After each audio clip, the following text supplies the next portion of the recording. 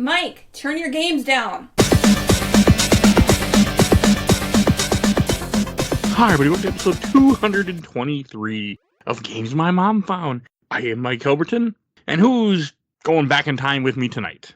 It's Nate. It's Barry. And welcome. And we are here to talk about a game that my mom actually did find many years ago. The Legend of Zelda Oracle of Ages, developed by Flagship, which was owned by Capcom and published by Nintendo. Came out in 2001. Oh, damn. Yeah. Yep. And Barry, before we go too far, where can people find you at? Sure, you can find me on Twitter at HawkHellfire. You can also find me at NintendoFuse.com, as well as PremiumEditionGames.com, where we just announced brand new physical games for the Switch, as well as the original NES, one of which, if you're a Zelda fan and listening to this, you'll probably really like. It's called Super Dungeon Maker. It's pretty much Zelda Maker that Nintendo didn't make, Infinite Zelda Dungeons. So that's going up for pre-order very soon. All right. Hey, I do try to buy all the games that you guys advertise on Steam, but I do try to at least support developers. That's good.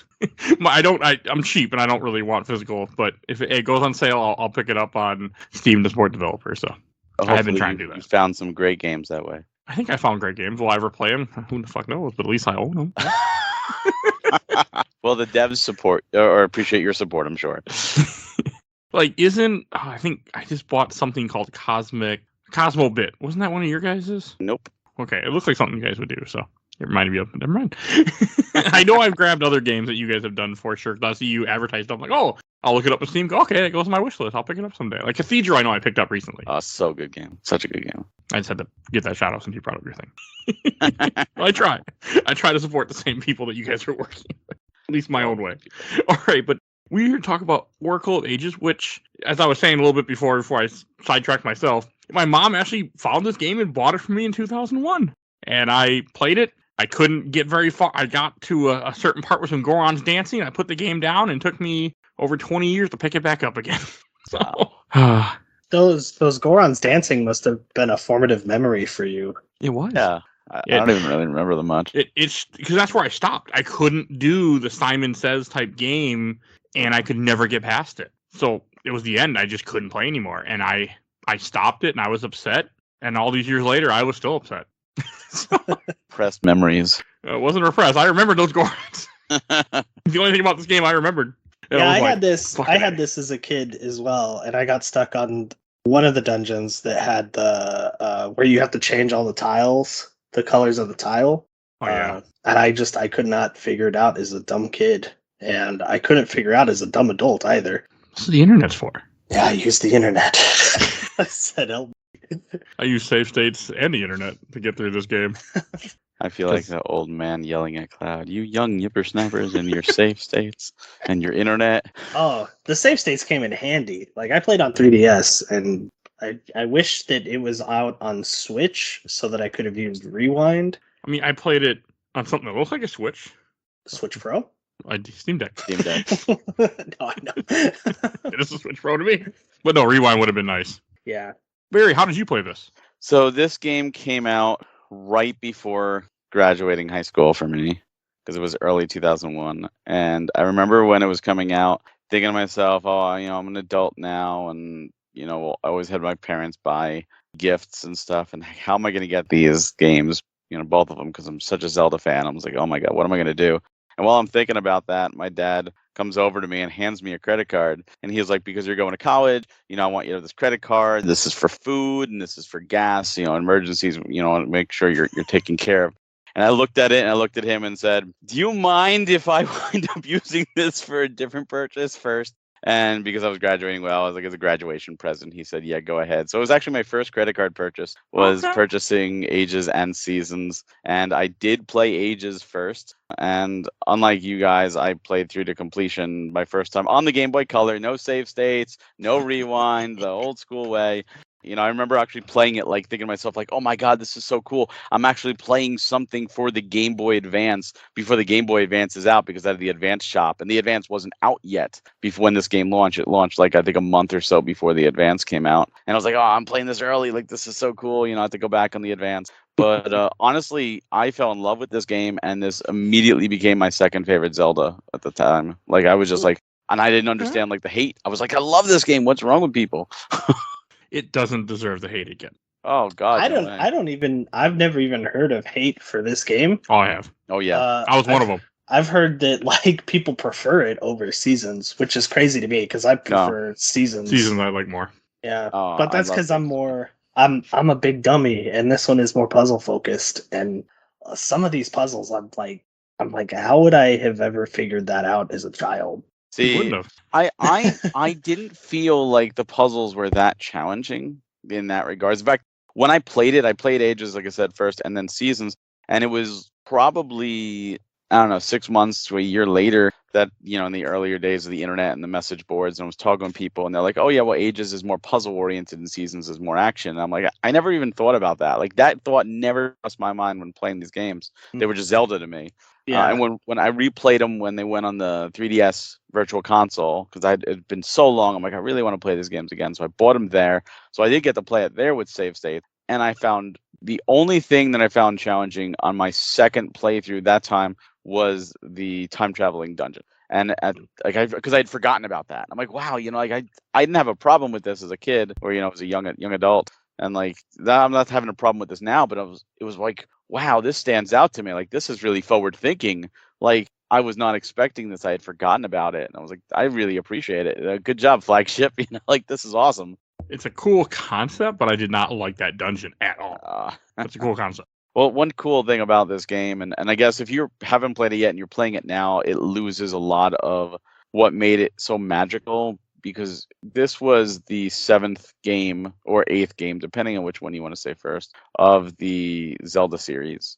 And it was the first time in 2D we got to see like the Gorons, for example. And a lot of the elements taken from Ocarina of Time and Majora's Mask were brought in for the first time in 2D. And it was really weird because usually, at this time period, everything was transitioning to 3D. We were seeing 2D characters go to 3D on all systems. And this was like the first real instance that I remember that hit me of a 3D character going 2D.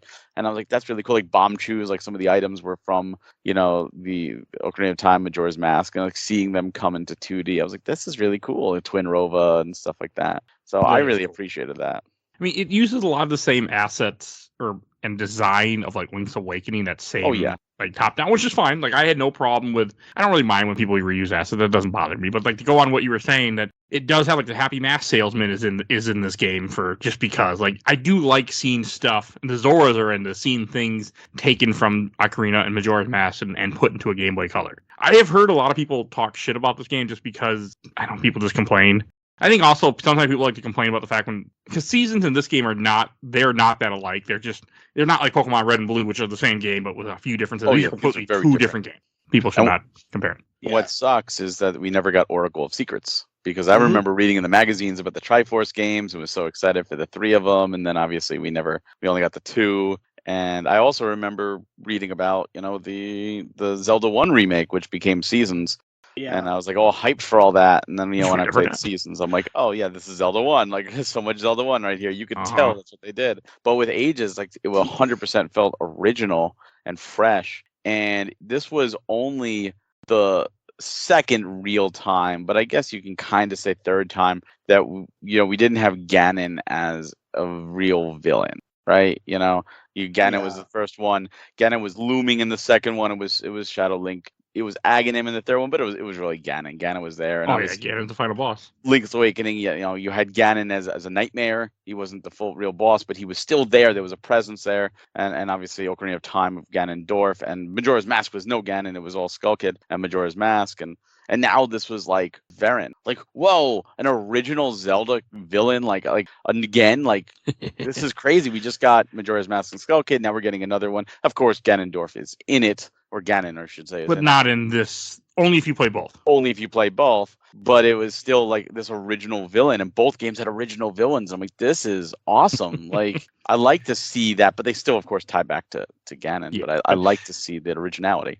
Varen's a good villain. I mean, what she does, like, and the fact that she possesses Impa, you lead Impa over to this Oracle Naru that ends up leading the whole problem, because then she can go back in time and change things, and it's all your fault because you pushed a block. Like, it works really well. Yeah, poor Impa. Link fucked up everything.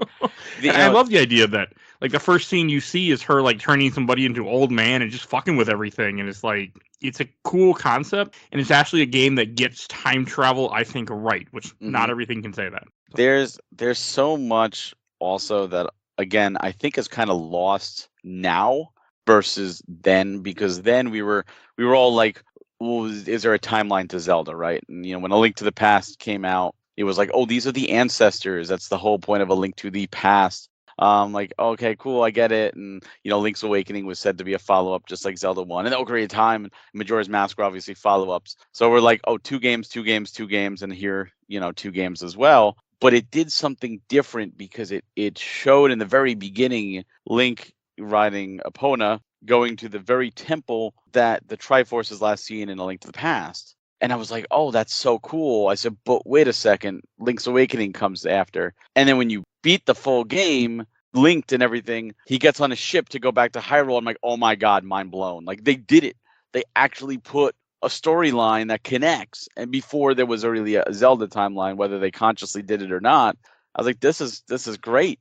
Now we know where this fit. I never picked up on that, like the linked game ending. I just thought he was going on a ship, And I never played fun. the Link game yet. We'll be doing seasons in June, so I can finally play seasons. Well, at the end, it was not really a spoiler, but at the end of the linked game, he gets on a ship and he sails away back to Hyrule. Which, if you play Link's Awakening at the very beginning, he's on a ship back to Hyrule. So Seasons was the first one I played, and then I got this like a little bit after, just because I was like, I want the other one, Mom and Dad. Playing it this time, I think the proper order that they want you to play in is Ages, yes, and then do linked game and Seasons, because there's there's specifically a group of pirates who make mention of going to Holodrum, which is Seasons, and I was like, oh, that's so cool. Like, yep. And they have different dialogue in Seasons when you talk to them because you've seen them in Ages. See, I've always done linked game Seasons to Ages, so I'm kind of excited to do like a linked game in Seasons and see what changes there. See, I'm glad I can provide that for you guys. Yeah, when I did it first, I did Ages and Seasons. So like when I replayed on the 3DS, I purposely did Seasons and Ages. But to me, Ages to Seasons is always the canonical. So for me, Ages will always be Zelda 7, and Seasons will always be Zelda 8. Oh, I was just gonna say, not to like make this about Seasons, but the story in this one is more prominent than in Seasons. Like when you play Seasons first. Yeah. Like this one feels like they had more I guess there it feels like there's more dialogue between like the main villain and Link and like, the other characters and stuff, where Seasons because maybe it was just a Zelda 1 remake, it just feels like kind of rushed and, I think that's exactly it. I think they were working on the Triforce series, and they were also working on the Zelda 1 remake. And Oracle of Ages might very well have been the first one they were working on in the Triforce. And when they realized they couldn't do 3, they could only do 2. I think that they took the Zelda 1 remake and merged it into Seasons, and they already had that as like a template, and they just kind of used those assets. I mean, Ages, there's a lot going on in Ages. There's a lot just in this game in general. Like, one of the new concepts that I know in both of them is you have the rings that you can collect. You get different rings for doing things or growing plants, and killing enough enemies, a tree will grow, and you can then get items. You get more rings, and they all do different things. Some will turn you into like a moblin or other monsters for no good reason. Some will make you more powerful. I mean, I'm not a completionist at all, and I was watching the completionist video. Like, the crap that you have to do. Yeah, no thank you. I would not care enough. Here's the thing about that, though. And I think this is a product of its time versus now. So now, in 2023, when we're recording this, so if you're listening to this in 20 years, obviously this is even more of a problem, is just so many games. So if you were to play this game right now for the first time, you will probably play to completion, link up, and you'll be able to put the game down and be like, that's cool. I enjoyed myself. I'm going on to another game. In 2001, the list of games was significantly less because we only had a couple generations. There was still plenty, more than enough, but there was less. And if you were younger, it was your only game. You had to spend. I remember. It was a while till you're getting another game. So going for those 100%, doing the quote unquote grind, that's what you did because you didn't have something else pulling on you, going, hey, play me instead. That's why I was so upset. Like, I had a hatred of this game for so many years because I picked this out. I love Link's Awakening. I was so excited to play another Zelda game on Game Boy Color, and I did not enjoy this game as a kid at all because of how hard it was for me. And the Gorons, those fucking Gorons. But like, playing it now, like I really appreciate this game because it is a lot like Link's Awakening, but it's better in some aspects. Like it's more complicated than Link's Awakening, which I don't consider better, but it is like it did, enhance on the Link's Awakening idea. Like it does a lot of color puzzles because it is a Game Boy Color game. Like there is a lot to this game, and I appreciate that. Like I had a good time. This game is hard, and I had to use a guide a lot, but I also don't like in games like having to do one thing and then go to and figure out a different time zone or something to do it again to find and yes I like it like Chrono Trigger, but that's different. But I didn't really enjoy that in this game. But it's good. It does it well. It was a me thing, not the game. It's a you thing. Yeah, they are. I always try to when it's something where it's like it's a me problem. I want to make sure I don't make it like I just don't like that personally. The thing with the rings I always found interesting because I feel like we really never got that again. Like that was the first and the closest to like RPG equipment. Like Link has always had equipment, but this was the first like armor style like stat boost where you could really customize, your stats. And I don't know why they've never brought that concept back, but it was really weird. I liked it. I thought it was neat. The whole thing with like Maple coming down and knocking into you and the special rings you can get, and like there was a lot of personality. But another thing that they did, which I did not really utilize at all, like when playing this game, unless I absolutely had to, was the seed system, where they converted some items into seeds for, I guess, inventory space. And I don't know how you guys feel about the seed system, where you had the 5 different seeds taking up one inventory space. I enjoy the fact that one let me run fast, and I enjoyed the fact that one let me teleport, so I could skip things, because traversing this world sucks. So yeah, the teleport one is definitely one I use. But like the Pegasus, I used to use the Pegasus boots all the time, but it was like, it's that, I'm the type of gamer where I'll fight the final boss with 99 high elixirs and everything, and I'll feel guilty about using one on the final boss, because what if I need it later? So I didn't really utilize the Pegasus seeds because I'm like, oh no, but they're limited. I don't want to use one in case I need one later. I only used it when any of the seeds when it called for it, Otherwise I was just like, you're in my inventory. I always had my sword and Rock's Feathers equipped. Same. I love Rock's Feathers so much. Yeah. I'm so glad it made a return in this game. Like, I just really enjoy that piece of equipment.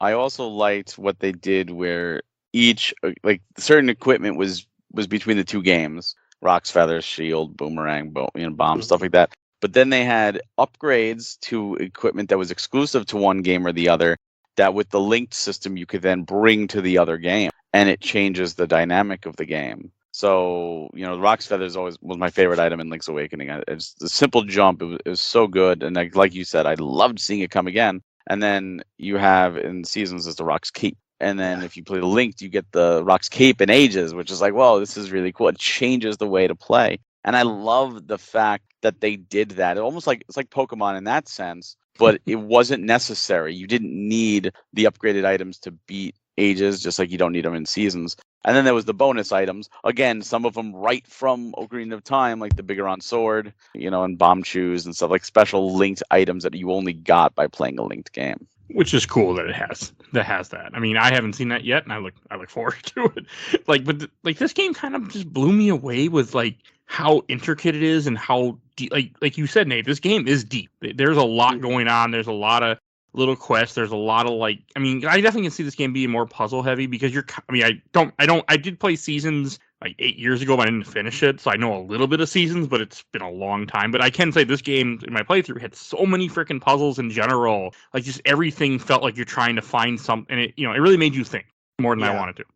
even just getting to the next dungeon, it was like, well, you have to go back in time and talk to this person, and then you got to go back like forward in time, and then go back in time and push this vine seed over to a wall, and then go forward in time and find that screen again. And I mean, I like the concept of it, and I enjoyed it while having a guide. But if I wasn't a dirty cheat, I would have had a hard time, I think, figuring out some of that stuff. I feel like it would have gotten to me. I mean, as a kid, 2001, internet would have been around. So I got to the Gorons. Like I got that far. I was gonna say, like, a lot of like just talking to characters around you too. So like, if you're supposed to be like in Labrina for the next dungeon, because the tree, oh my god, what's its name? The tree that wants to marry you? Yeah, that one. Yeah, the Evil Dead tree. I don't remember. Fake Deku tree. Yeah. You know, she'll be like, "Oh, the next essence is in Labrina." Maku. So like the Mako. tree. Okay. No, it's Maku. It's Maku. See, I was going to say Mako because of Mass Effect.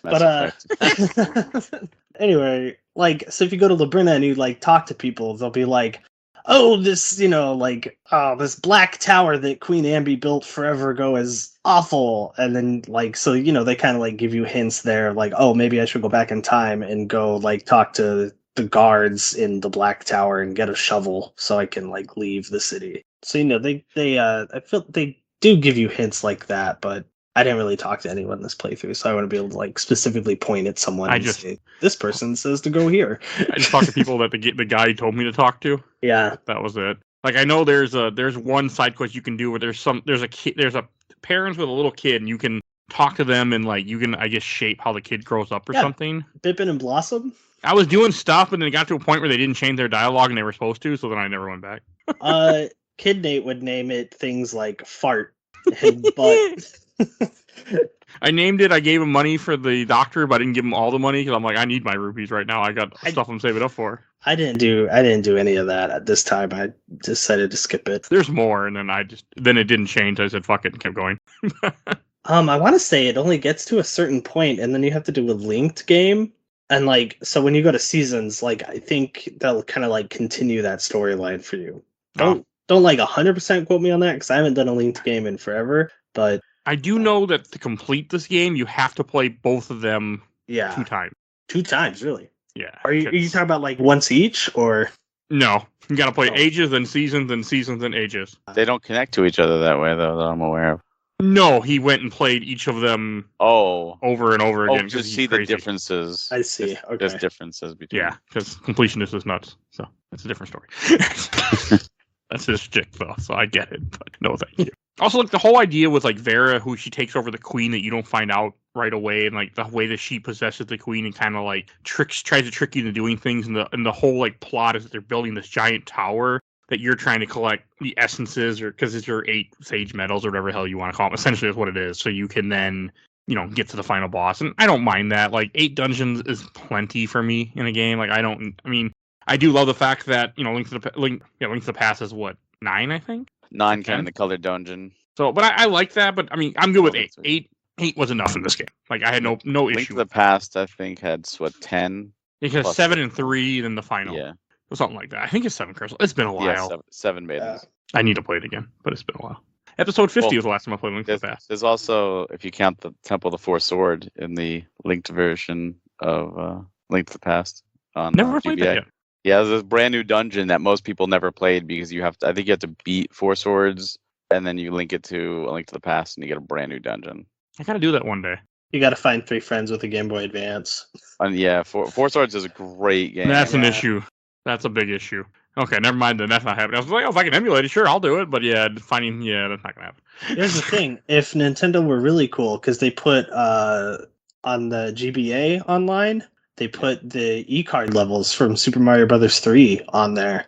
Okay, so maybe we'll get it. If Nintendo were really cool, they'd do that with a GBA port of Link to the Past. Hey, if they do it, they'll get I'll finally upgrade to Nintendo Switch, whatever the hell it's called online, the better one, and I'll play it. Because I would love to play it again. I think the only reason we got the e-reader cards, unfortunately, is because they released it on the Wii U Virtual Console Mario 3, and they did that. So since they already did it for the Virtual Console, they figured they might as well probably it's easy port at this point because they already have that ROM. I didn't know they had that on the Wii U. Yeah. So I don't know if Link to the Past and 4 Swords was brought to the Wii U. It might have been. I haven't checked. But if that's the case and they had some way to unlock. You can't check anymore. Well, Google could tell you. Gone. That's fine. I almost regretted it because I meant to buy Phantom Hourglass and Spirit Tracks and I never did.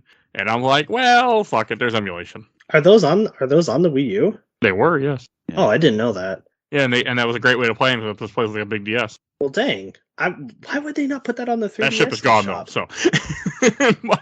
Maybe. Well, they probably didn't put it on the 3DS eShop because you could buy a physical cart, put it in your 3DS, and just play it. Not in the year of our Lord 2023 for a decent price without. Hey, I know a guy in Puerto Rico that was actually going to sell me a copy of Phantom Hourglass. I wanted it for. I don't remember what he wanted, but. Wait, is it really that expensive now? No, 35. Oh my God, that's a decent price. What are you talking about? Well, does it come with the case? No. Oh, maybe. let's see. Phantom Hourglass. Look what you did. Yeah, look what you did. I want the case. With the case, there's only one buy it now that's 60, but there's a bunch of auctions in the 20s right now. Oh, nice. Here's one buy it now, $48.99. I bought the DS versions of Final Fantasy 3 and 4 in 2020 for like $15 each from GameStop, and then I bought the cases from eBay for like $10. The instruction manual. That's not bad. Actually, and I felt like I was like ripping them off. I was like, hell yeah. GameStop has single-handedly turned the DS case market up because of how many they've thrown out. That and kids throwing out the cases. I will understand when kids throw away games because my dumbass threw away the box of this game, for example. I actually can't even find this game. I went and looked for the cartridge because I used to have it. It's just gone. I was kind of bummed. I was like, oh, 'cause I was looking for Phantom Hourglass because I used to have that. And then I couldn't find this either. I'm like, oh, that's sad. Well, see, back in the day, we did throw out a lot of the cardboard boxes because they got damaged. But like the DS, the clamshell, like they were meant to be kept. Yeah. I don't have a bunch either because, I moved a couple times and everything got lost. Or stolen, somewhere in those words. But one thing about Oracle Ages that it does do that I like, which is follow up from Link's Awakening, is that every dungeon has a mini boss too. I really like that. I mean, one, it gives you the midway point, so you have that, spot to go back to in a dungeon. But also, I just really enjoy the fact that you get to fight an extra boss. And I mean, a lot of them, they're fun. They had some good mini bosses in this game. I mean, some were repeats from Link's Awakening, I think, but they were still good. I still liked them. I didn't care. Yeah. There wasn't much about this game other than fucking Gorons I didn't have a problem with. Like, you bring back the power bracelet, which I like. I don't have a problem with that. I mean, it brought back a lot of the classic items, which all work well, and it had a lot of good new items that I've never seen in a Zelda game before, and I appreciated that. Like the switch hook, which I thought was the hook shot. It's not. It's something different. And it's never been brought again. That was a really cool item. Like what it does, it grabs onto certain blocks or pots, and then it rotates, and you switch, and you're there, and then the pot breaks, or the block goes where you were. Like it's a cool concept. Mm-hmm. A lot of clever puzzles with that one. Well, this game made my brain think in ways I would have had a hard time if I wasn't cheating. So yeah, like the power brace is one of those upgraded inness to the power glove because it's just so bad. Power glove. It's kind of a cheap, but I was fine with it. But I completely can see it because it's like you don't get a new item, you just get now you can lift these blue blocks for no reason, but just because here. A stronger glove. I like one thing they did with the seed is they had the seed satchel, which is just from like Link's Awakening and other games. But then they did the seed shooter, where now you can shoot them and use them as bullets. I'm like, all right, that's pretty cool. Yeah, I did like that. You can aim them diagonally. That blew my little kid mind when I first did that. And then the Cane of Samaria coming back from Link to the Past was like, whoa, that's a deep cut. Yeah. And it's actually useful. Yeah, very useful. Well, I think it was an optional item in Link to the Past, right? It was no, it's not. You don't get it till Turtle's Rock. Oh, yeah, Turtle's Rock. That's right. It's the very end of the game, so you really you don't need it. Like where this game, I think you get it with the 4th or so dungeon. It's early on in this game because you use it a lot. Yeah. There's a lot of puzzles in this game, and there's a lot of like shit where you gotta like push up in the dark with holes everywhere, and you gotta push the block. You know what path to walk on or save state. Yes.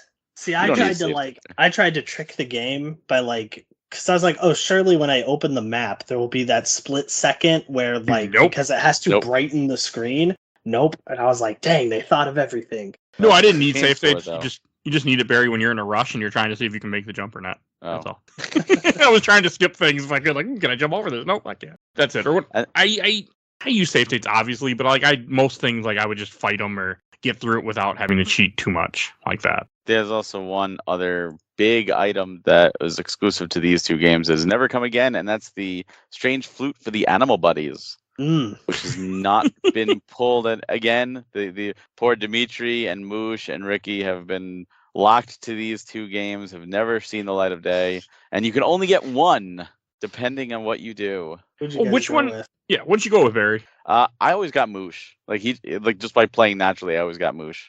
Okay, and you, Nate?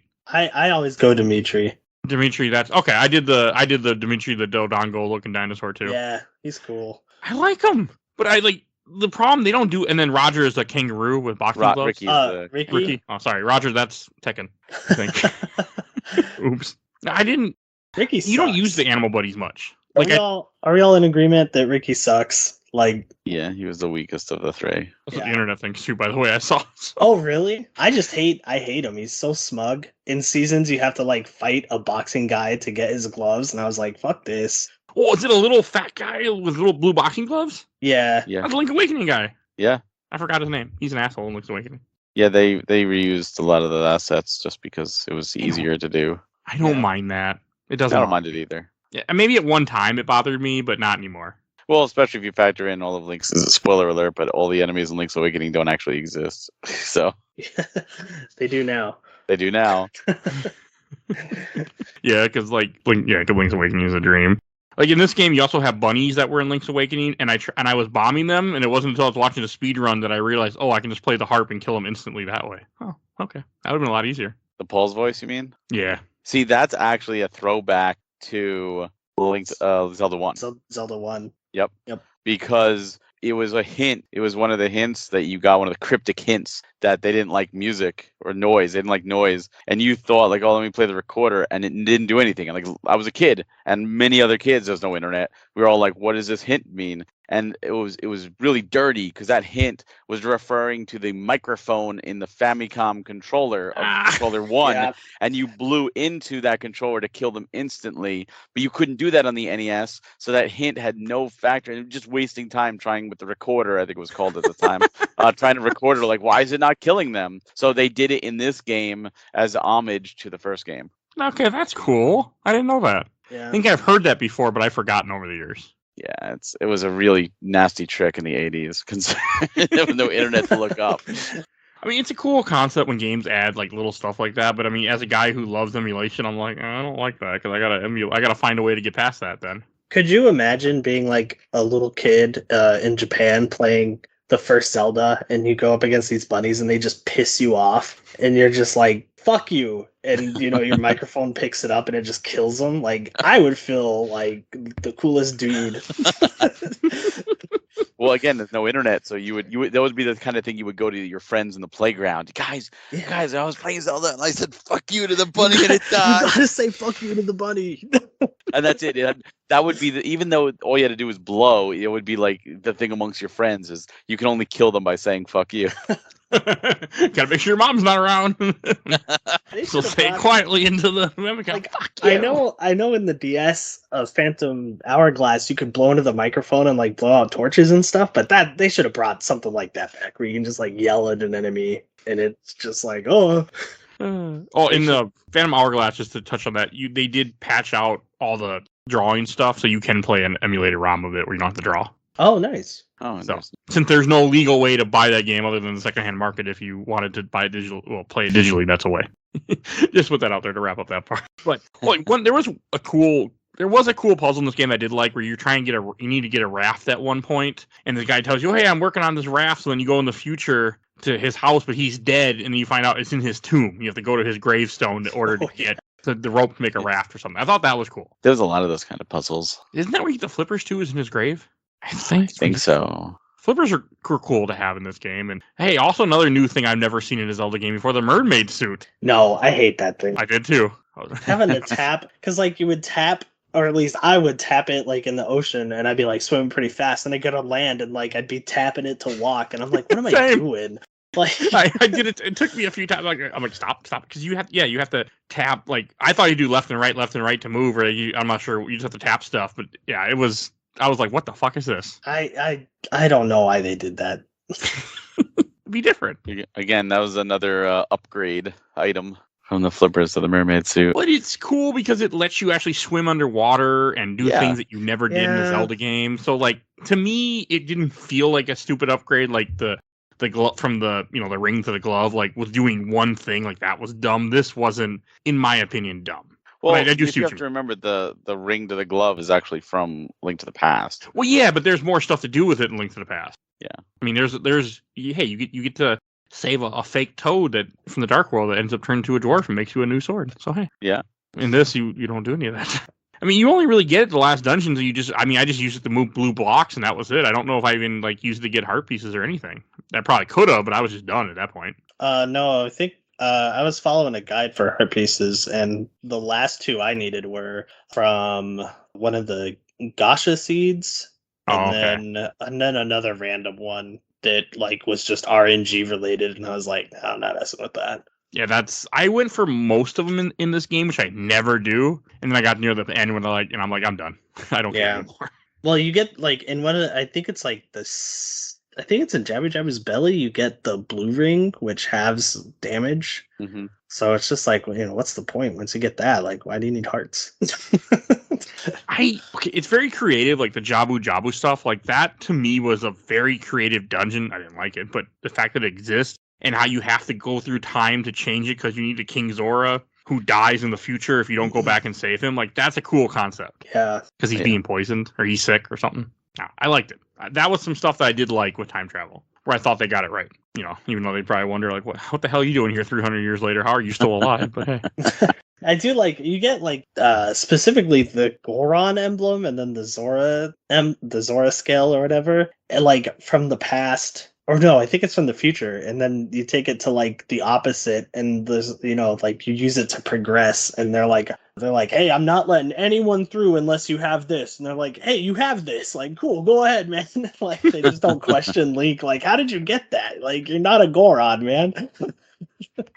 Oh god, because you had to dance for Goron to get it. Oh my god, that's okay. Now we got to talk about that.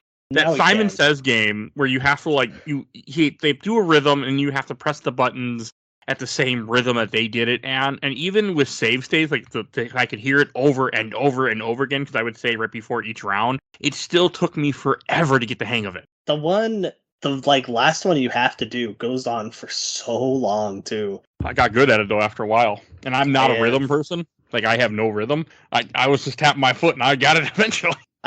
On the very long one, I started saving in between like every few rounds just because I was like, man, I don't want to mess this up and have to go back to the beginning. Like I'm so far in. I saved every round because I had to hear the music like 3-4 times usually to get through it, to memorize it. And see, this is one of those cases where I feel like we're also kind of spoiled by more modern conveniences. Oh, yeah. Because that's certainly anytime you have something in the main story that drags, that can drag you to a halt, it's always a deterrent. You quit. There's other games like I remember like Mystical Ninja starring Gomon on the the N64. There was a sequence where you had to swim up a waterfall and you had to rapidly hit the A button, and I just couldn't hit it fast enough, and I kept dying. I'm like, all right, well, I guess I'm quitting the game now because like that's it. I can't progress. And like I feel like games today, like if you fail like a few times, they're like, do you want to make this easier? Do you just want to skip this? And I know some people will be like, no, you must do it. But I feel like this is an example of where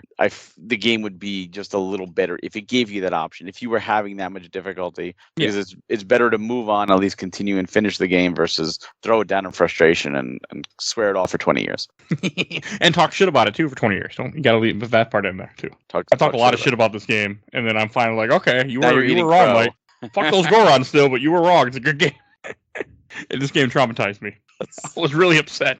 This is one of those games that stuck with me. The same with Suikoden 3 is another one that I got as a gift from my parents, and that was another game I was so happy to get and got stuck in, and still to this day have not finished it. So it sucks when you get stuck like that. So I'm glad you persevered and you were able to make it through. But again, that's also a product of a time where we didn't have those kind of conveniences. There's so many. I feel like quality of life has improved so much in games that it's sometimes harder to go back to older games because you expect those same standards that you've got accustomed to. Oh yeah, and this show has really taught me that as I go through everything. Yeah. Except I can cheat usually, so it's not a big deal. Yeah. But it is cool that you get to choose which animal you want in the game, and then you can there's a certain area that changes depending on which animal you pick. I thought that's really cool too. But you get to choose if you know what to do. Good point. In the days really before the internet, or before the internet was around, but like there were guides weren't a real thing, and it was in the infancy. I got Moosh, but I got Moosh just because that's just what I did, and I didn't even realize I locked myself out of the other two now. Like so, I am I better like him because I'm stuck with him, and I was like, oh yeah, I had no idea. So it's kind of cool now that you have the ability to choose because you know what to do. And you can look up a guide like, oh, I want, Dimitri, or I want Ricky, or I want Moosh, whatever. You could pick it, but it also will lock you in depending on if you happen to go to point A instead of point B. But also you only really use I guess I could have summoned one of the animals whenever, but I just didn't care. Yeah. Because you don't need them for anything other than that one part. You really don't. And they each have their own little part that they do. You don't really use them much. Wouldn't it be cool in like in Tears of the Kingdom, like you're just somewhere and like Link's like in trouble, and suddenly like the three of them just show up out of nowhere and just like help him, and be like, "Hi, we haven't seen you in 20 years or so, but we're here. You're welcome." Okay, that would be cool. They did bring that back. One part that I want to talk about that irritated the hell out of me, and I had no memory of it as a kid, even though I must have done it because I got to the Gorons, is the part where you go to the island and then you wind up on the island and they steal all your shit. Yep. Yeah. I was like, what the fuck? You get in a raft, you crash, and then these little green guys like, oh, thanks. We'll take all your stuff. We found it on your body. And see, that's the funny part. Like that's such a cool scene. And then like so many people lost their minds in Breath of the Wild when that happened, and which was an homage to both Link's Awakening and this scene. And so many people forgot that this was already here, like 20 years earlier. So I did, that's for sure. Like I had no memory of this, and yeah. It just was like, it's just funny because like you had like they like, oh yeah, I found this. Like everyone just gives it back to you as you confront them, and the one guy's like, no, you gotta trade me back for your feather and ring that I stole from you. Oh yeah. From your corpse that wasn't dead. I mean, the island was still cool. Like that was again, that was very puzzle heavy, having to trade items to get around the island to get to different places. So then move puzzles, you can get everything. Like I mean, it was cool. And I think you only get your shield back if you buy your shield. You have to buy your shield back from a decrew shop. Whoever stole your shield, I never found them, or maybe it washed away. I don't know, but I didn't get it back. No shields. I mean, I bought one, but I used it a couple times in this game. There were a few enemies who'd use it to knock them back, but that was it. I think that's because of the limitations of the Game Boy, where you can only have 2 items equipped. So you were mostly using other items instead of the shield, versus more modern games where you have the shield as always equipped due to more buttons on the system. Yeah. I mean, again, I'm okay with the fact that, it only has 2 buttons. It did a lot for just 2 buttons, though. Yeah. I was gonna say it's all you need. That's true. No, I would like to have more, but it worked. I think this was the first game that you can just unequip Link's, besides Link's Awakening, but it was the first Zelda game I had played where you could just take his sword off and not use it. I was like, oh, that's cool. I kind of wish you could. I mean, I guess you can kind of do it in Breath of the Wild. You do it in Breath of the Wild. Just not have your sword out. It's cool. Yeah, Link's Awakening had you do that too, and what was also cool is it allowed you to. The big thing with Tears of the Kingdom is the whole combining thing. Yeah. With this, you were able to do that beginning. It was such a cool thing to have bombs in one hand and the arrows, the bow and arrow in the other. And you push A and B together and you launch bomb arrows. I'm like, that was so as a kid, that was revolutionary. Whoa. Right. It's so cool. And the fact that they thought enough to do that and put those little combinations of Pegasus boots and in Link's Awakening, Pegasus boots and the Rock's Feather, or in this, the Pegasus seed and the Rock's Feather. It was really cool that they utilized the fact that you can unequip the sword. I just feel like they utilized it once or twice, and then they were just they just abandoned it, Because they knew people wouldn't want to unequip their sword consistently, but I never did. I always keep my sword equipped, even though I don't need it. I don't like not having it in the B button slot. Mm. It just makes me upset. Can you believe that there's people out there who put the sword on A? It doesn't feel right for my hand. Me neither. When you have the mermaid suit, you can use whatever's in your A button. So but I didn't realize that because I go underwater and then I'm hitting B to try to slash a jellyfish. I'm like, oh, I can't because that's my dive button now. Oh, I never knew that. I just thought you couldn't use your sword underwater, so I used the switch hooks. hook. Yeah. I did not. Well, hey, you taught me something new. Hey, by the way, you could beat the game just fine, by the way. A, yeah. Without knowing that. Oh. I thought it didn't work. I thought you just couldn't use your sword underwater. Well, I mean, that's how Ocarina of Time was that was my second Zelda game, but that was the first Zelda game that I kind of just played up on my own without watching my brother play. You can't use your sword in the when you're underwater in Ocarina of Time, so it would kind of make sense to be an Oracle of Ages, oh, I can't use my sword, but that's because we're normal people who have sword equipped to B. That's cool though. You taught me something new. I mean, that just improved the game because I thought it was just a thing where I could only use the switch hook underwater, so I would avoid enemies or only kill enemies with the switch hook. Okay, that's cool. Now you can replay it. Not going to happen, but that's cool. No, I don't see myself going back to this game just because when I got too many other games to play. But no, I'm just proud of young Mike would be proud that 20 years later, future Mike finally figured out how to beat this fucking game. He cheated. That's all help. At least he did.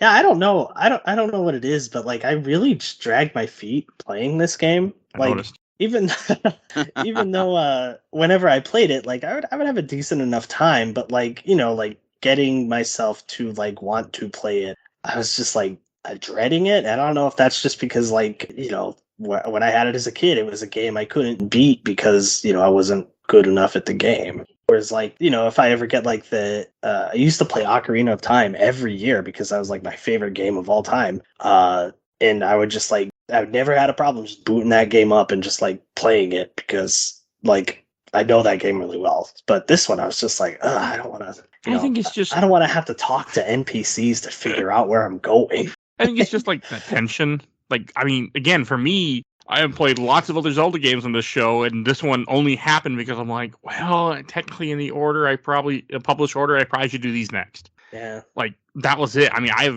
have avoided this game like the plague too, just because like I had such bad memories of it because it gave me fucking Gorons, gave me so much trouble. Yeah. As a kid, like, stuff like that sticks with you. Like if you have like Ocarina of Time is a game that flows so smoothly at the time. And like, something that we all enjoyed so much at the time that it came out that we have such fond memories where this is a great game, but I think like for me and Nate, we were too young for this game at the time. Whereas like Seasons, I'll be curious to see like when we play Seasons, like how often, like I'll be like, oh yeah, I want to play with Seasons. Because I think I've beat that like 3 times in my life. But it's more combat focused. I can see that being more up our alley because this game, I mean, the puzzles I thought were complicated. There's a lot of them. Like there's the one, I think the mermaid dungeon where you go back in time, back and forth to alter things. I mean, Jabu's chip belly, you have to raise water. There's that one wall too in the mermaid dungeon where if you don't bomb it in, I think it's the past, like when you go to the future, it won't be open, and like you can't like bomb it in the future to get through. You have to go back to the past and like bomb the wall. Do you know what I'm talking about? No, but my guy probably told me just fine. It's like the room with the 2 rows of cracked blocks that you have to bomb through. Oh yes, I know what you're talking about. You have to yes. like tap the wall with your sword to find the hollow spot. Yeah. Okay, I didn't do that. I know what you're talking about. That is such it's a dick move because like if you're a kid and you're just like, oh, I'm gonna go to the future now, and then like you just can't progress, and it's like, well, why would you ever think to go back? And like maybe one of the owls you can use a mystery seed on tells you like, hey, there's a room here that you should like, tap your sword to check for hollow walls, but like there's no tell that that's what you need to do in that room. I think it's more of you're just supposed to know from playing previous Zeldas type of thing, maybe. Or maybe the owl does tell you something, but I didn't talk to him. I never used the owls in this playthrough, but I mean, I know that they give you hints when you feed a mystery seed, so we use the internet owl. Yeah, but yeah, the internet told me like, tap the wall. It's essentially what it was for us. So hey, okay, no, I can see that being definitely it being an issue because it just was complicated at times. It's like I don't know, some of the solutions, like even just reading the guide, like I had the guide, but just like how would you figure that out? Like what? Some of the solutions just felt like a little too big brain. Well, this is the only game you're gonna have, so like you have to figure it out. Like you're gonna run out of solutions, so then you're just gonna start trying crazy shit. Well, you do what Younger Barry did. You don't have any kids, and you're starting college, so you got time. Exactly. I beat it before. When did it come out? Was it like April? I think I have it pulled up. I can tell you in seconds, hopefully. May. Yeah. So I actually beat both games before I graduated in June because I remember for graduation I got the Game Boy Advance because that had just come out, and I remember just popping them in to go to the Advance shop just to see what it was, and I was like, oh, it's pretty cool, and then I turned it off and started playing Tony Hawk 2 on GBA that had just come out. Oh hell yeah! That game rules. It does. The seed shooter was cool in this game too. Like I know it's just like the slingshot, but it's still a very cool item to have. Like I liked it a lot, and I mean I was the same way. Like I only used the seeds when the game like kind of made me because I don't like to use expendable items. So I'm the same way as Barry was talking about earlier. But I did for some reason I didn't give a shit about the seeds, and I just used them whenever. It bothered me less than other stuff because you get them so many, you get them so often in this game, and I was breaking everything. So even with getting so many, it's just that weird tendency. Like if it's depletable, I don't want to use it. Like give me infinite, and I'll use it like crazy. Yeah. It's like a psychological thing. I don't know. Well, don't play FF8. I hate FF8. It's one of my least favorite games. The whole draw system, and that's the reason I don't like FF8 as much. The draw system is terrible. You don't want to use up your spells. Yeah, I know. I understand completely. I just got done beating that game. So I have stuff to say about that. that'll be next week. You wait. I'm excited. I'm trying to think some other stuff I want to mention. Like, it's cool to see the Zoras. Like, and I think you should brought this up earlier. The first time it's the first time we see Zoras and stuff. In 2D, yep. And it's just cool to see Zoras. It's cool to see Gorons. Like, I was kind of bummed there's no Deku Town in this. I don't know. The Gorons look like squished. I don't know. Besides the fact that they wanted me to dance, I had no problem with the Gorons. I mean, the design is fine, but like, you spend thousands of hours looking at Gorons in Ocarina of Time and Majora's Mask, and then they're like little squished guys here. Well, Game Boy Color. Like they took their 3D design and they just like put it in a presser. They were like, perfect. I didn't mind that, and the Zoras look funny too with their long head tails. But that was fine. It's just cool to see Zoras. Yeah, something else. That's what I'm saying. I mean, I didn't realize. I was just gonna say I didn't realize until tonight that they had never like shown up in 2D stuff, and I've played like the only Zelda game I haven't beaten is the DS ones, and then Zelda 2. Well, did you beat Triforce Heroes for DS, 3DS?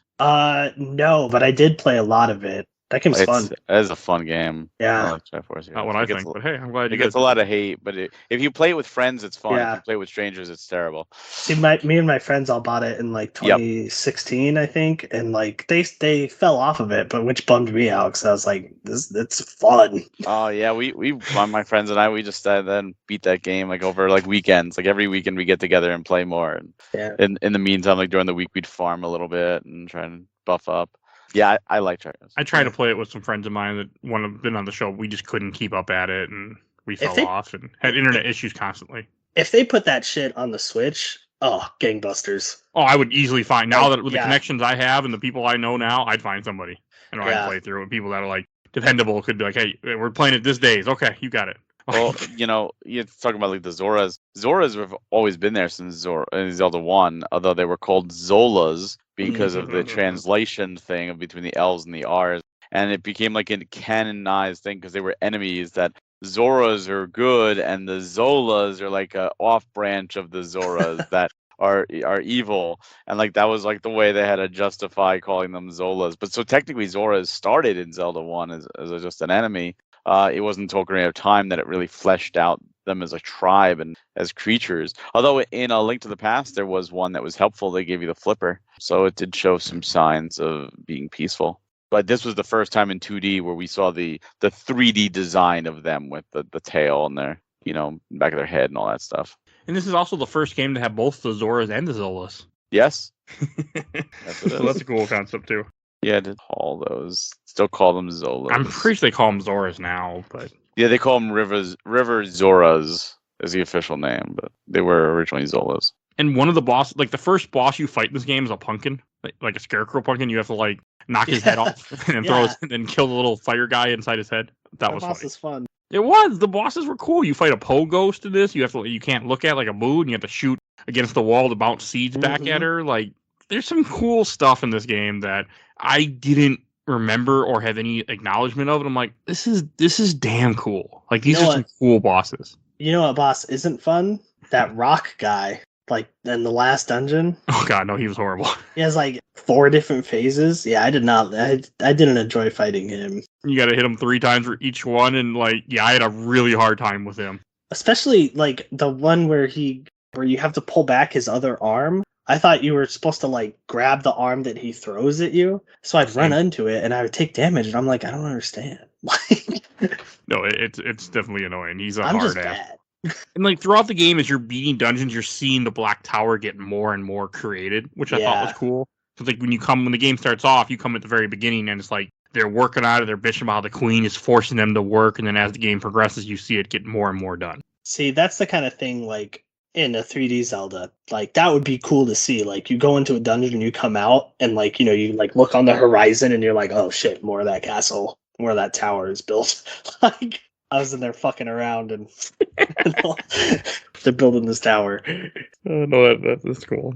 I mean, the way you also first get the dinosaur, you the red guy, you see him getting beat up by a bunch of those little guys that stole all your damn stuff. Then they're beating on. I mean, they're just assholes. They are. Little assholes. Oh my god. The music in this game is pretty good. Very good. Yeah. Especially when you factor in Game Boy Color, not like known for its music. Right. I did listen to a lot of it. I had sound on when I could. There were times when there was no sound, but there was sound quite often. Yeah, I played with the sound on. I don't like sound when I play for reasons usually, but no, I had sound on for the most part, and that was nice. I didn't, I mean, because again, a lot of the music was throwback music to previous Zeldas, and that's my jam. So like you're playing stuff that was very memorable to me, so I really enjoyed it. Yeah, they had some original tracks in there. Yeah, and they were all good. Yeah, there's like one little side, well, not really a side quest you have to do, where you got to go find a bunch of carpenters. That's the point where you have to use the different animals. And I thought that was cool, because again, it felt like a throwback to Ocarina of Time, because carpenters. Yeah, that guy's got a... Majora's Mask too with carpenters. I forgot they were in it. I think this game has... Yeah. Does this game have more Majora's Mask stuff and Seasons is more Ocarina stuff? I think so, because the carpenters really Majora's Mask, because they were building the stuff for the Clock Tower Parade. And Good point. I'm just thinking Gerudo with the thieves. They're still there in Ocarina of Time, like you said, like the Gerudo with the thieves, where you had to rescue them. The Happy Mask Salesman is in this game for like no reason. Yeah. Oh, and the hand that you have to give the toilet paper to in Majora's Mask in this game. Yeah. Yep. As part of the trading side quest, that was you literally get a pile of shit in a bag and have to trade that to some guy to get him to do something because he can't smell. Okay, you can't smell. Here, smell this. Because he's sick. His nose is all stopped up. Well, he should be sicker after smelling a bunch of shit in a bag. Who knows how long it's been in that bag? I love the localization on that. Like how they like everything is like misspelled. Like, you know, he's like actually talking with stuffed up nose. Like that's so good. Yeah. It should have had him vomiting in the corner after he smelled that. I thought it should have been. He's like, I gotta go, and he runs off somewhere, and you just. Hey, don't kink shame that guy, all right? It was just. He likes to smell poop. That's his thing, man. The training side quest was cool. I think. What do you get again for doing? You get the better sword, I think, for the training side quest, right? God. I did it.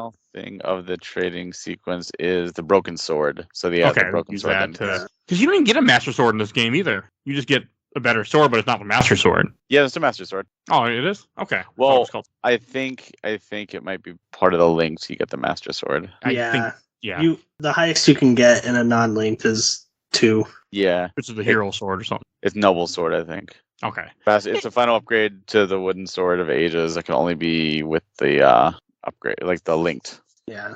You know, and I was okay that I didn't have to go look for seashells. I was okay with that. I like the seashells. I do like it too, but it was okay that I didn't have to do that. The trading side quest was cool in this game. I got a kick out of it. And this game has one town you go to, or you go to in the present, and it's all destroyed, and you have to, because the volcano erupted, and you got to go in the past. Oh yeah. And save the volcano from erupting, so they don't all die. Symmetry Village. Yeah.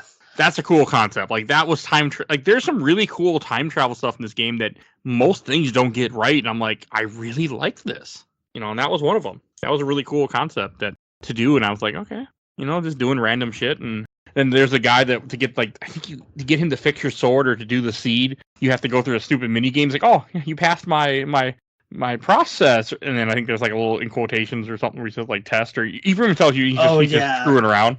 Yeah. He's just making you do it for no reason. Oh, it was nice getting a new sword. I mean, supposedly one of the rings I had was supposed to let me be able to shoot magic even though I had less than 2 hearts, but it never worked. Yeah, that's weird. Maybe it's because you were cheating. Yes, because the game could tell I was safe. Did your emulation allow you into the advanced shop? No, it didn't. See, if only you were playing on a GBA or... I was playing on an actual Game Boy Color emulator. I probably could do it with a Game Boy Advance emulator. I just wasn't. Because the Steam Deck, I'm using Emu Deck, it's called, and I was using the actual Game Boy Color, I think, emulator. You know, that raises an interesting question on, because they're bringing this to Nintendo Switch Online. Yep. And, like, if there's the advanced shop, like, are they going to let you boot that up with their GBA emulator? It will. I think they'll just boot it up as if you're in a GBA. Like it will just acknowledge it and just have because there's the Game Boy emulator that's available for you know, non-expansion plus, but then GBA is only for expansion pass. I think the ROM that they're going to upload is going to be the ROM as if it was loaded in a GBA. Yeah, GBA, and then they're going to lock it behind the GBA expansion one. No, that's a very Nintendo thing to do, but I don't think they're going to do that. That is a very Nintendo thing to do. I think you'll just be playing it on the GB Color app, and it'll just be like, oh yeah, here it's like you're playing on a Game Boy Advance. Because I mean, the 3DS, like I couldn't get into the Advance Shop. I'm glad that this is coming at some point. Wait, and I forget on the 3DS, like playing on the 3DS, the Advance Shop was actually closed. Yeah, the door's shut. Oh man, watch if they do that, man. That would be real dick. So that's what I'm saying. Like they have the two, because to do GBA games, you have to have expansion pass. So Yes. I bet you they're just going to release it on the Game Boy Oh. emulator and call it good. And No, not they let showed- you boot it up. Yeah, I think they'll either do that or they'll do a check, and if you have the expansion pass, so open up the Advance Shop. Man, I hope so, because like I've never been in it. Like I played Seasons. Maybe I have on a GBA, but like Ages, I played as a kid on my GameCube with the little Game Boy adapter, I don't think that let you in either. The Game Boy adapter, I think, would if it was the Game Boy Player. Yeah, because it'd be Game Boy Advance. It's a Game Boy Advance. Mm. If I remember correctly, it just like had rings in it, like special rings that you can Yeah, only it's just get special there. rings, and you can buy seeds and stuff. You can still access it in the regular game. You just have to go through more hoops. Because I went to it in the regular game. Oh, did you? Yeah, you just have to warp around. You have to wait to get the third song. It's nothing too special. It was more of a concept of, hey, we're releasing this game so close to the GBA, so we want to do something special for the console launch. Yeah, pretty much. Because the GBA launched in like June, and this was May, so it was like less than a month away or a month away. It's a late release too for Game Boy Color. Well, I mean, Could if be they were working on 3 games at one time, like, Yeah, that's probably why they just said fuck it. Like, and I'm we're not sure, gonna be done in I'm time. sure Nintendo came and said, "Hey, you need to you need to have this released before the GBA." I think the real travesty is Flagship in itself, because they were doing these 4 games that came down to the Oracle games, and then they worked on 4 Swords. They made 4 Swords as well as ported Link to the Past and did the 4 Swords dungeon, and then they went on to do Minish Cap, and then that was it. I was like, why? Like, let them keep going. What the heck? Great Yeah. game too. Yeah, it's the same thing with if you look at Mega Man, Inti Creates, the team did the Zero games, and then they went on to the ZX games, and then Capcom's like, no more Mega Man, so they're like, well, we like doing that, so they made the Azure Striker Gunvolt series, because they're like, well, we want to keep going, but you won't let us use your IP, so we'll make our own. It just sucks that Nintendo, I don't think it was Nintendo, I think maybe Capcom dissolved Flagship. I don't It's think Nintendo entirely had possible. anything to do with it, but it just sucks because it's like, come on, like they had 4 great Zelda games, and then that's it. Yeah, I mean, it would have been cool to have like 2D Zelda, 3D Zelda, like, led by different, I guess, developers. Well, that's why I'm so interested to see what Dimps is doing right now, because they did the ports of Ocarina of Time and Majora's Mask. Those are really good. And then they did the Ever Oasis was their own thing, which didn't do well. So it's like, well, and then they did Link's Awakening. So it's like, what are you doing after Link's Awakening? That was 2019. So what are you doing since then? Like, it's been almost 4 years. Like, you've got to be working on a new Zelda game or something. I want to see what you're doing. Or a patch for Link's Awakening. Just make it run a smidge smoother. I think hoping it's for that still patch at playable. this point is It's not happening. Yeah. It's still a great game. It is. It's just, it stutters like crazy. Oh, one of the bosses that I want to talk about was Smog, which is the one you have to use the Canis Samara to kill. Did you guys have a hard time with that one, where he has the little like orbs are moving around, or little clouds of him, and you have to like hit the block so they end up connecting? I had a hell of a time trying to get through that fight. Yeah. Yeah, it was annoying. Okay, I just could not get him to freaking connect. Like, I was doing it wrong too for a while, but like I would get it, like he'd start to go, and then it would just fizzle back and go right back to where it's supposed to be. Like, oh my fuck!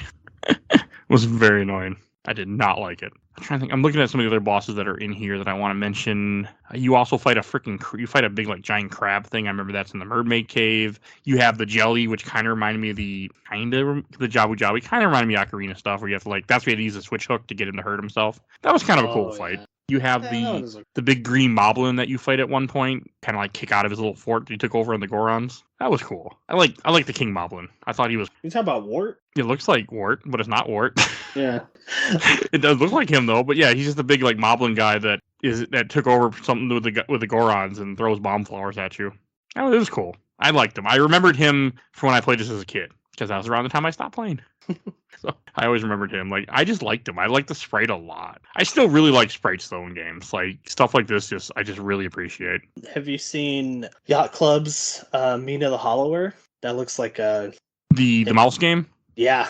Yes, That looks that straight up is like this game. Oh yeah, I'm excited for it. Yeah, I'll me be too. picking it up at some point on sale. But yes,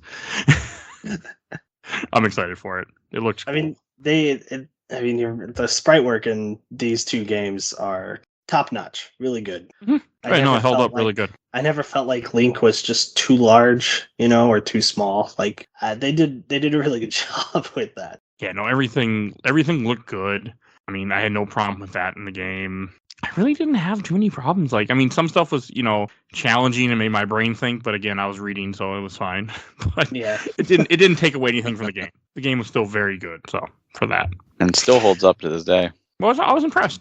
I mean, there's one part you got to sneak by guards. I know people are complaining about because it's kind of like Ocarina. I'm like, that's fine. That didn't bother me. Wasn't mean, that yeah, hard. When you think about where it came out, I mean, Ocarina was such a big game and still, talked about. I mean, still talked about all these years later. So especially then it was still talked about. And they were saying, oh, look, this was part of that successful game. Let's replicate it Oh yeah, in our own way to try to capitalize on that success. and that was fine. Yeah. And fighting, what's her name, Vera? Yeah, fighting Vera, like Vera. the way that you have to, like, she's in the queen, There's an and you have to, end like, there. pull her out of the queen. That was cool. I really like that. Yeah. Yeah. I mean, I thought it was stupid that they had the drama that, if you kill the queen, Rolf, this random guy that you met, it will die because he's a descendant of the queen, but we never told you. Well, Ralph has been like he keeps like showing up throughout your adventure. Screaming at you, running away as fast as you can. Yeah. I did like his at the end. He was like, he basically tells Link, sorry. He's like, you've actually been doing stuff that is helpful, and I've just been running around. Like, Oh yeah, no, you fight. I forgot you fight Vera twice. Once you fight her in Nauru, and then when you get her out of Nauru, then she takes over the queen. yeah, Okay, and you fight her at the end of the Black Tower, where then you got to get her out of the queen, and that's where Ralph is like, I'm gonna die. And then you kill Ralph. Would it have been a bad? Like, it doesn't matter. biggest tease in Zelda history though is Twinrova. Yep. And then they're just like, see you in Oracle of Seasons. It's like, Hey, that's a way to make you buy both games. But you know what? This is two games done right in that sense, because unlike Pokemon or Metabots or all the other ones that try to copy Pokemon at the time, these are two very different Distinct. games. Yeah. They're distinct games. They're standalone games. It's not just one thing is here and not there. It's legit. And some people say like, oh, they're the same entry. I'm like, no, they're two They're not. different games. They're two different entries in the Zelda series. It's not one title. two different just- stories too. Two completely different stories. They just happen to link up. But no, I agree with you. It's done right because I mean, Pokemon Blue and Red are not that different. I mean, these are two complete. I mean, same assets to a degree, but even then, different assets, different. They're completely different games. Like they're not. They're just done in the same style. I also like that whatever animal buddy you get in the first game you play, when you link up, you don't actually get to pick again. It's automatically given that your animal buddy follows over with you. But you can get another one then too. No, you can't. No, You you can can't? only have one. So instead of like when you boot up seasons, the sequence that you would initially meet like Ricky and Moosh will not be there, I don't believe, at all. Or if they're there, that you just get to use them for that one little instance and that's it. And you will have Dimitri as if it's carried over because it's the same link. Like he's carrying over and joining you on your trip. Okay, that's cool. Yeah, the whole idea, I guess, when I was reading is that after Link's Awakening, he wakes up on this island, goes to a temple, and then the Triforce activates and then sends him to these two different places, I guess, of the story. Well, he goes to one place first and then to the other. But that's Yeah. after Link to the Past. Oh, is Link Awakening after this then? Originally, they've like Nintendo like moves things around, but Yeah, the there's no original real- the original way they stated it and the way it plays out and will always be in my head is that Link's Awakening comes after this, and this happens after A Link to the Past. Because at the end of A Link to the Past, you have the Triforce together. It's right there, and that's the same temple you go to in the beginning of this game. Oh, okay, never mind. Okay, and then yeah, because Link's Awakening, he most likely dies. No, he doesn't die. Just Well, he's on a raft. he got saved. The Windfish is above him. Oh, good point. Yeah, so all right. I had there was a Scholastic book fair that had like a choose your own adventure Zelda book based on Oracle of Ages, and Oh, that's cool. Yeah, I That's had that awesome. as a kid, and I thought it was the coolest thing. I wish I still had it. I wonder if That that was chosen by Nintendo. What'd you say? Wonder how Nintendo felt about that. They approved it. Yeah, because it was literally the story of Oracle of Ages, but like it was like a choose your own adventure thing where it'd be like, do you want to help Ralph, or do you want to bop them in the head with a rock. And it'd be like, oh, the rock. And it'd be like, oh, sorry, turn to page 46. And, it ends. Now go back to the beginning. Yeah, there's a few of them. Oh, that's so cool. They did a 12-book series from 1991 to 1992. Of Zelda. There must have been ones? another one later on that you're talking about, but yeah, they did a few. Oh, There's a bunch are of you Mario talking? ones. You're talking the original Nintendo ones. Like I No, had this those too. no, this was a different Oracle one. of Ages. Like, Yeah. it was specifically Oracle of Ages because I was like, hey, I have seasons. Like, Yeah, there was the original one, and I remember like if you're looking at them, the one I read the most was like there was like an Olympics, and like it shows I think Luigi jumping over like a pole vault, with the king as a rabbit on the cover. Those were like the adventure system or something they called them. They were all numbered, and they were really cool. Especially in the 80s. yeah, here it is. Or in the early 90s. I'm trying to find it now that you brought it up, but I can't. My Google search is not going very well. Here, this is it right here. You listeners, this link will not probably be there, but Just imagine the coolest book to a 10-year-old's brain. Game Boy number 3, The Legend of Zelda Oracle Ages. Apparently, you can buy it for $14 on allbriz.com. That's cool though. Like that, I would have loved this as a kid. Yeah, like I saw it because you get those cool ass paper things, and I saw it in there, and I was like, I want it. Gotta have it. Was there one for seasons then too? It does. Yeah, there is one for seasons. I didn't know that. That one's only $4. I think that's a guide. Or no, never mind that. Yeah, that's another one of those. That's cool. Okay, that's something that I would have loved as a kid. Oh, there's a bunch of these things. That's really cool. Cool. Yeah, I didn't know these things. Yeah, for all the people out there that didn't know what we're talking about, hey, they actually made choose your own adventure books with Zelda. So hey, there you go. Another thing to collect if you're a collector of Zelda. Just please don't jack up the prices until I can get a copy. Are you gonna buy one now?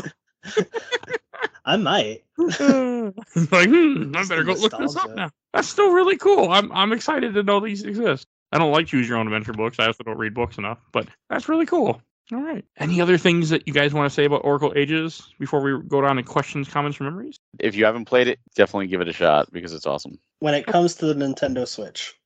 Yes. Yeah. You can You could play it when it comes to the Nintendo Switch. Is that awesome. They haven't announced? Yeah, have they? Yeah, they have. Oh, okay, cool. They haven't announced a date. They haven't given us a date. I'm not surprised. It'll be after we record this, and they'll announce it tomorrow. And they'll be like, "It comes out tonight." They dropped right. Metroid. They put Metroid Fusion on pretty fast. So who wants Metroid Fusion? That game sucks.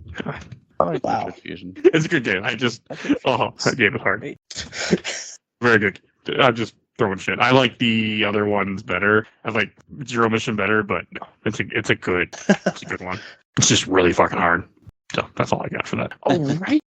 And from the first group, I watched the entire Orbital Super Replay group from Nick Ludeman. The main memories I have from this game are getting stuck somewhere and then coming back months later to get past it. Once was when I didn't realize you could use some kind of berry to teleport out of an area, and the other was at the last boss. Despite going back to play A Link to the Past and Link's Awakening, I never replayed Oracle Ages and sadly have no idea what happened to my Game Boy Color and its games. From Lance Howard, man, I really like the Oracle games. They both had so many cool things to discover. I really want to see them get remade like Link's Awakening did. Throw in some bonus dungeons as a tribute to the third Oracle game they couldn't do. I mean, that would be cool, but I don't see that happening. But it would be cool. I wouldn't have an issue. All right, and from Richard Sampson, friend of the show. This is one of the titles I played multiple times. One of the few Zeldas where you encounter the final boss multiple times and it's enjoyable. I love the past and present switching. That worked better than the split timeline from Ocarina of Time. And from Jason Pagan, did it drop on Switch Online? Not at the time of this recording, no. But hopefully soon. It is coming, though. It's confirmed. It makes me happy. All right, from Adam Carr. I fucking love these games. In the pantheon of Zelda games, they are understandably forgotten, but they hold up so damn well today and have a very special charm about them that other Zelda games simply don't have. Okay, strong. And from Game Boy Paradise, from Joe Losinski, dude, saying the dancing Goron part is hard as fuck. Because I said that's why I quit playing this game. Is that your alt account? No. From Alexander Kinch, got them both at launch when no one cared about Game Boy Color and everything was all GBA. All right, from Langdon Alger. Now you got to get the code for Season to get the true ending. I saved the code that the game gave me, and I will be doing that one day. Once for now. Sorry, real quick. Barry, do you remember how much this cost when you bought them? I want to say $29.95 or so. Okay. Like I could be wrong, but I think it was like $30. That seems accurate. And from Jansen Gonzalez, that Goron part was hella hard. At least I struggled a lot. Me too. From J. Jones, I always get stuck if the game gives you no direction at all. Feels like that sometimes. From the official Laser Time community. From Jason Flint, I had a choose your own adventure book based on ages that I got from a book fair. It was pretty neat. Hey, You're not the only one, Nate. that's my alt account. I read this like briefly, but it didn't click. And then now that we had this whole conversation about the books and all of a sudden I'm like, oh my God, that's cool. Oh my God. Did we go to the same? Are we looking up at the same Scholastic Book Fair? Are we not best friends? Call me right now, please.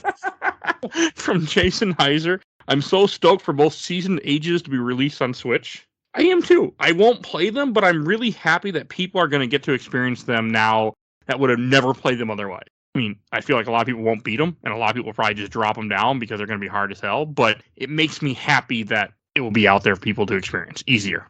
I think And for free. give people too little credit, I think, or too, like you have too little faith in people. I think they'll beat it. Especially However- if they go with seasons. Like it's a lot more straightforward, and hopefully that inspires them to do ages. It also depends when it drops. If they're smart, they'll drop it this month to prep for Tears of the Kingdom. If they drop it next month, people are going to be playing Tears of the Kingdom. Yeah, it's gonna get swallowed up. Yeah. Yeah, So you it want to needs- do it while all the hype is going on. Everyone's all excited for Zelda.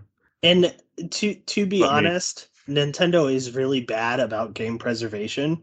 But when they like showed off like what games were coming and Oracle of Ages was in there, it gave me just a glimmer of hope that, you know, they're gonna bring more cool Game Boy Color games to the Switch. So They will. It wouldn't surprise me if they did like the next drop this month and they had Ages and or Seasons, but at least Ages there for Game Boy, and for Game Boy Advance it did Link to the Past 4 Swords. yeah. It's like something for each of the systems that still have Zelda games to put out. That would be cool. I mean, they should do that. Like, give people, because especially now, all the hype, like, make people get even more excited for your Zelda game that you spent millions on.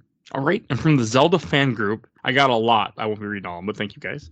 From Neo Baker, continue the adventure in Oracle of Seasons. I personally like Seasons better. I will be. It's soon. From J.A. Malabrez, Ages was a favorite of mine. I was only 9 when my mom bought it, so I'm not sure how I managed to beat it. Some of its puzzles still confuse me. I get that. I was 20. I'm 35 and it's 34 and still confused me. From Andy Hauser, both Oracles are great. Full honesty, I never have beaten Ages, but I'm working on it now. Downloaded both on 3DS and linked them together. Right. From Lawrence Johnson, I like the Skull Dungeon. The item, the Switch Hook, is awesome, and the same goes for the music. Okay, here's a good one. From Rachel Lynn. This is my first Zelda game, my second overall video game after Pokemon Blue. I guess you like Blue. Wow. Right. I mean, you're playing two great games. I was gonna say, what a powerhouse combo. Yeah, seriously. Like- Pokemon and Zelda to start off. Yeah. Mm-hmm. That's some good games right there. All right, from Sky Blue Fraser, Oracle Ages is one of my favorite games of all time, but your story of not being able to beat the Goron dance reminded me that back then I had to call the Nintendo Guide hotline for help finding the Mermaid Cave. I missed a key somewhere and had to wait for a day for someone to call me back and walk me step by step until I figured out what I missed. I don't remember if it cost any money, but I feel like it was free, or my mom would have said so. I doubt it was free. That it was free, and I'm sure that agent that picked up the phone was cursing you with every breath. You trying to find this missing key. All right, from Chris Dillon, got stuck at the same spot, used the Game Shark to get the brother emblem, and my game never worked right after that. Never finished it. To get the brother emblem. That's that emblem you get from the dance scene. Oh. And last group, I'll read a couple of these from the Zelda Hub. From Lauren Ora Thorka. I'm playing this one right now. I was going to finally play through the Oracle games before Tears of the Kingdom came out. Don't think I'll have the time before them, but just wanted to say I'm working on this one too. I'm glad. From Matt Johnson, Oracles are peak handheld Zelda. Such great games. They are my favorite titles in the series. Don't forget to transfer your file to Seasons. And then back to Ages for 100%. Yeah, that part won't be happening. So, all right, from Stephen Ho. Beating both is great considering you get level 3 Sword and Shield. From ZZ D, the best Zelda game for the Game Boy Color for sure. It just keeps giving. It has replay value too. I will definitely play it again multiple times in my life, and I'm waiting patiently for a remake. Good luck with that one. Well, we all thought there was going to be, like, that's what they were working on after Link's Awakening, was that would be cool. The Oracle remakes, until the NSO Direct where it showed Oracle of Ages coming, and all hopes of that pretty much got dashed. We're not getting a remake now. From Jordan Sams, this was a childhood favorite, though I still have nightmares about Jabu Jabu's belly. And from Francisco Bravo, last one I'm going to read. I played this game 20 years ago and I loved it. I just started playing it again. Hey, just like me, 20 some years ago. Went back to it. And before we go on to our last segment, I need to give away a code because I need to get rid of codes. Here's a Steam code for Orbito Racer, whatever the hell that is. The code is 0ELPKYWFQNPEVB2. And that is your code for Orbito Racer. Steam code. So, all right. And we'll bring us to our last segment, Shelf Stacker Box. And Barry, why don't you go first? Easy. Shelf, of course. Like, duh. It's Zelda. It's an awesome game. Like I said, at the time, it was my second favorite Zelda game ever. I think more people need to play this. I feel it's underappreciated and underloved just because it does require you to use your brain. And I've always loved it. So absolutely put on the shelf forever. Like, I'll be dead and that thing will still be on the shelf. All right. And what about you, Nate? That means I get to ransack your tomb and get a rope. Sure, you can do that. I'm going to put this on the stack. I enjoyed it more this playthrough, but I think that's because I had a guide and I didn't have to use my brain. And that helps. Okay. I'm also going to put this in the stack. I had a really good time, and I finally did it, young Mike. We finally beat this game 20 years later, over 20 years later, but it's not something that I'm probably going to go back to ever, but I'm really glad I finally beat a game that my mom did fine. So. Oh, Sorry, I just want to mention also that I swore I had never beat this game before this round, but when I booted up my 3DS, I had a completed cleared file. So apparently I beat it forever ago, forgot everything about it, and just gaslit myself into believing I'd never beat it. Hey, I did that with Paper Mario. I thought I beat it and turned out, never beat it. That happens. That's cool though. I mean, hey, that's why I keep lists of every games I beat, and now I make podcasts about every game I beat. So I have information that I can look back. So if I ever have memory issues like that, I haven't played that. Let's look in the catalog. Let's see. Let's see what I thought 50 years ago. I'm still alive. So yeah, you can. Oh right, Nate. Oh, and I should announce what we're going to be talking about next week. Next week, you get to hear me and Nate again, and other people talk about Final Fantasy VIII. Woo! I cannot wait to talk about that game. Another game with time. Kinda, yeah. Yeah, you're right. But really weird time. Totally weird game. Weird. It's a weird game. So you get to hear about all that next week. And Barry, where can people find you at? You could find me on Twitter at HawkHellfire, so please send a message. Love talking video games. You could find me at nintendofuse.com or youtube.com/nintendofuse for our bi-weekly podcasts and other Nintendo news. And you could also find me at premiumeditiongames.com, where you could find physical copies of brand new Switch games, PS4, 5 games, and even the original Nintendo plus other items. So check it out. We just announced 2 brand new Switch games, Wife Quest and Super Dungeon Maker, going up very soon. So definitely check those out. On top of that, you can find us at Twitter at Premium Edition 1 and everywhere else at Premium Edition Games. I actually have Wife Quest, by the way. I bought that randomly. Fantastic game. Never played it yet, but I did buy it randomly in a bundle. It looks cool. My Wife Quest ended in 2017.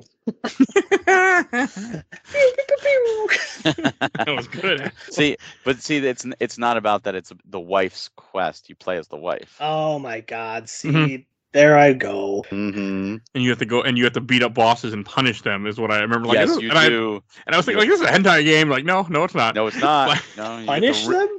You punish beat them up. Punish every enemy. Literally, you choke the life out of them. You see their spirit leave. You rip off their wings and you break their bones and you kill them in very interesting and funny ways. It's a hilarious platforming game. It's with RPG elements, tough battles. It's an awesome game. I'm gonna have to check this out. It is really good. And if you don't, I mean, you can buy a physical copy thanks to Premium Edition. But if you otherwise, digital is on Steam and other things. But yeah, it looks really cool. I've been meaning to want to play it sometime. I just haven't got around to it. And if you like Zelda, Super Dungeon Maker, we're doing the physical that goes up actually Monday, this upcoming Monday.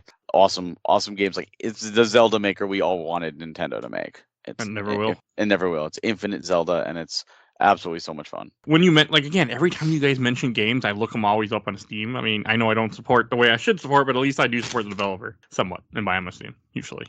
Because again, you guys only publish. I mean, you publish stuff that's really good, so it gets my attention right away. So this might seem like a kind of duh question, but Super Dungeon Maker, is that just basically like you can share codes like Mario Maker? So you get to not only make dungeons, and you can make big dungeons like 7-floor dungeons with and you get to draw each like room, so it's not just like squares like Link's Awakening. You get to actually customize whatever shape you want. You could do different triggers, like when enemies spawn when you enter a room, or you could have like an enemy drop a key, or room like doors we have to kill all the enemies to go through. You got things like the hook shot, like bombs, the whole 9 yards. So you get to make your own dungeons and share them with your friends. You could also play dungeons that the development team has already put there for you to try out, like to give you ideas.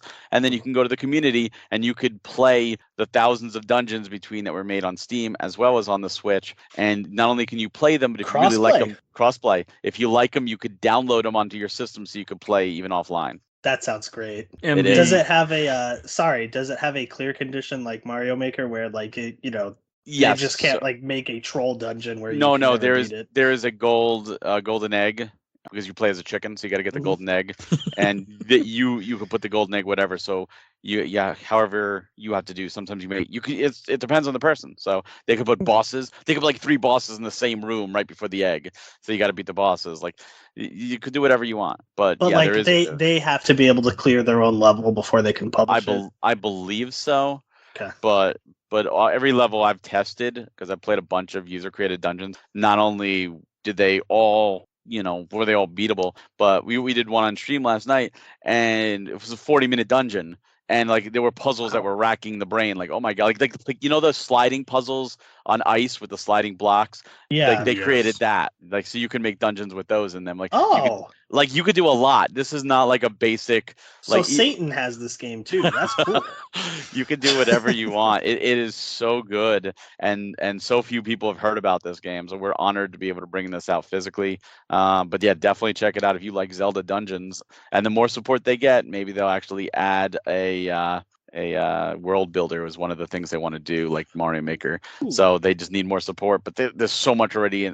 You'll be surprised, like just opening up what you could do in creating a dungeon. It's incredible. All right, and the YouTube, I got this wish listed. And the YouTube thing I found that's advertising it called some YouTube says Super Dungeon Maker does what Nintendo don't.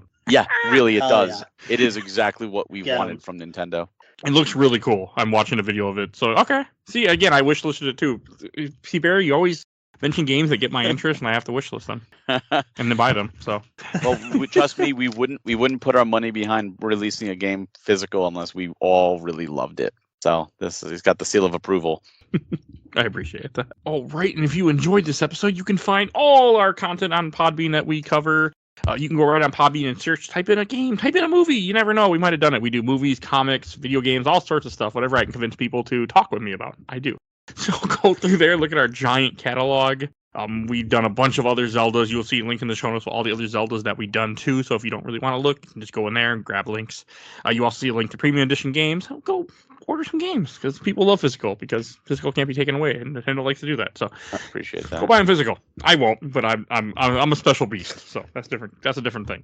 But so go do that. I want to give a shout out to my awesome intro and outro, courtesy of Helena at Hell Has Free. You can follow her on TikTok and tell her I sent you. She makes TikToks all the time. Also want to give a shout out to my buddy Bill Tucker, who did the MCU movies with me. Started his own podcast, A Gamer Looks at 40. He actually did cover the entire Zelda series, so definitely go check him out. You'll see a link in the show notes to his podcast. And if you support the show, we do have a Patreon for those dogs. You can vote in our Patreon poll. Right now, we're doing 2 polls. A recovered poll, some of our early episode, you get to choose which one you want us to do, and we're also doing Tim Curry movies Mike has never seen. So for as little as $1, you can go vote in our polls. We have new polls every month, and you support the show. We also have a Discord, which is free. You can join our Discord and chat with us. And please follow us on Facebook, Instagram, Twitter, and on YouTube. And I think that's everything I need to say. So we will see you guys all next time. Bye, everybody. Have a good one.